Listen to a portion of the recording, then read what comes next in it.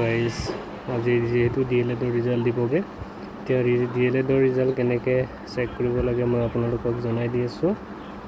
আপোনালোকে পোনপ্ৰথমে গুগলত যাব আৰু গুগলত ইয়াত দেখা পাইছে আপোনালোকে কেনেকৈ সাৰ্চ কৰিব স্কাৰ্ট ইয়াত দেখিছে আপোনালোকে ইয়াত skartped.in 2024 ইয়াত সাৰ্চ কৰিব।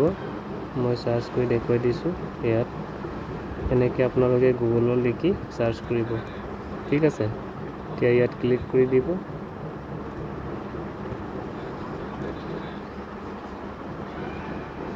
ইয়াত ক্লিক কৰাৰ পাছত আপোনালোকে ওপৰত দেখা পাইছে ইয়াত ক্লিক কৰিব স্কাৰ্টপেড।